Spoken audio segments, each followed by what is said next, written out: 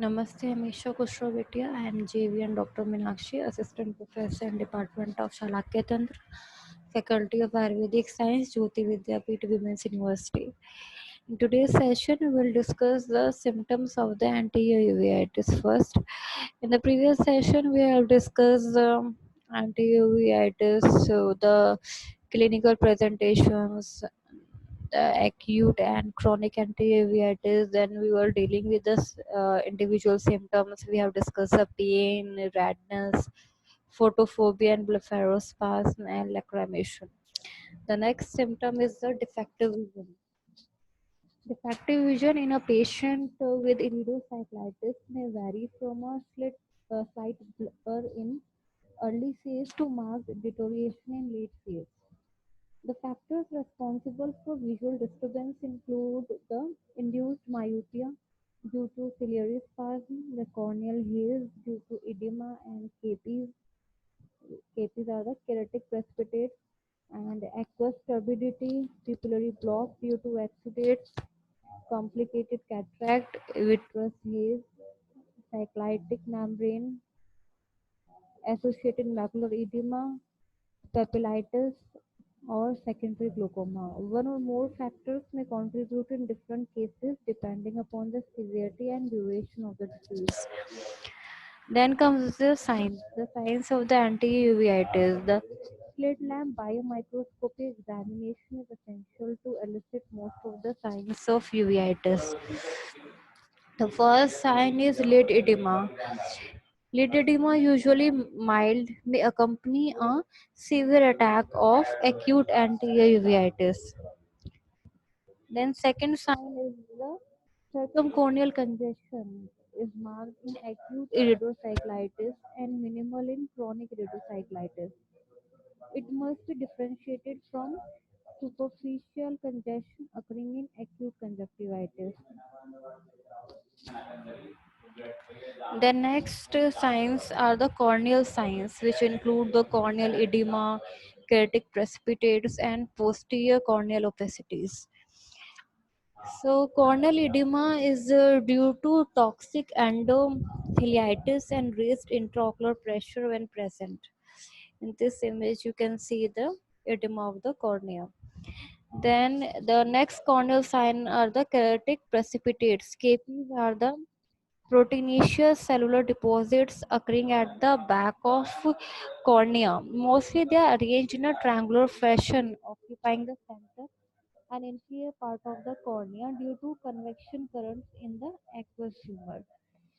In this image, the above image, you can see the keratic precipitates triangular fashion. And the composition and the morphology of keratic precipitates varies with the severity, duration, and the type of uveitis. And this triangle is known as the Arts triangle.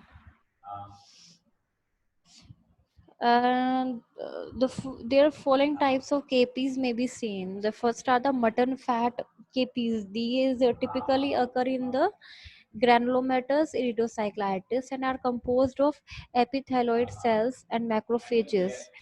They are large, fluffy, lardaceous KPs having a greasy or waxy appearance, and they are usually few, 10 to 15 in number. Then the next KPs are the small and medium KPs, which are also known as the granular KPs. These are pathognomic of non-granulomatous uveitis and are composed of lymphocytes. These small, discrete, dirty white KPs are arranged irregularly at the back of cornea. The small KPs may be hundreds in number and form the so-called endothelial dusting. Then the next type of KPs are the fine or stellate KPs. They cover the uh, under the small and medium KPs. Endothelial dusting has been described in the previous uh, s- uh, books.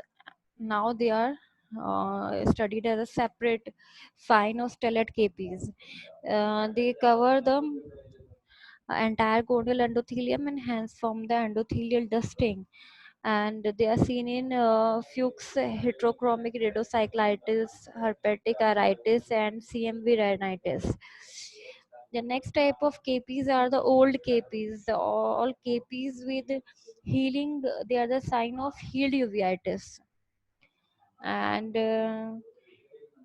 either of the above described KPs with healing process shrink, fade, become pigmented and irregular in shape, that have crenated margins, and old mutton fat KPs usually have a ground glass appearance due to halinization. Then the next corneal sign is the posterior corneal opacity, which may be formed in long-standing cases of iridocyclitis. Then the anterior chamber signs. The first anterior chamber sign are the aqueous cells. It is an early feature of iridocyclitis. The cells should be counted in an oblique slit lamp beam 1 millimeter wide and 3 millimeter long. Please correct it, 3 millimeter long, with maximum light intensity and magnification, and are graded as per the standardization of uveitis nomenclature sun. In this image you can see the aqueous cells. These are seen in the slit lamp examination in the anterior chamber. uh,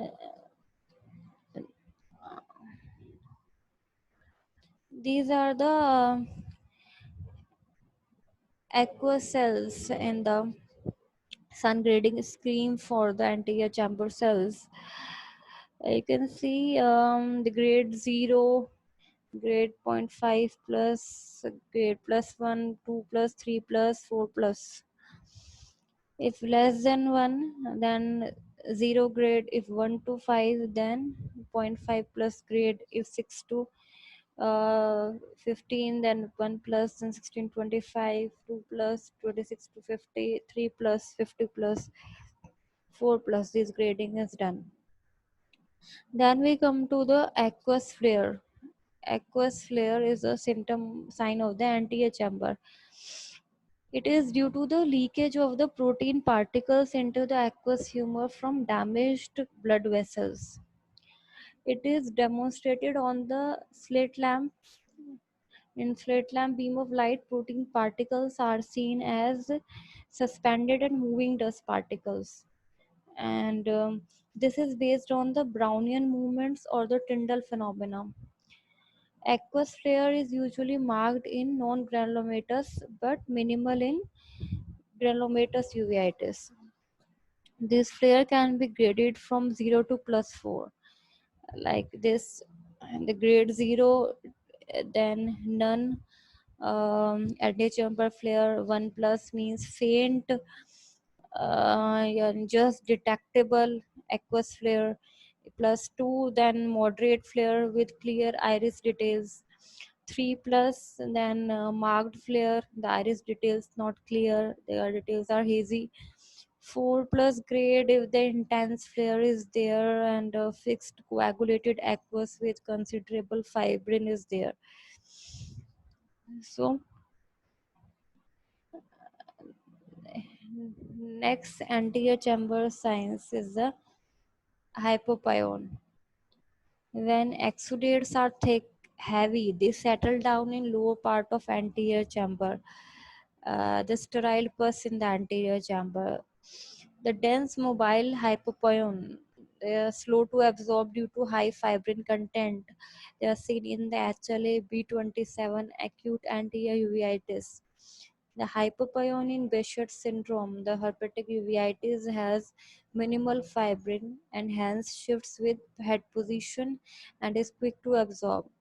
The hemorrhagic hypopyon is a feature of uveitis associated with herpetic infection, trauma, rubiosis iridis.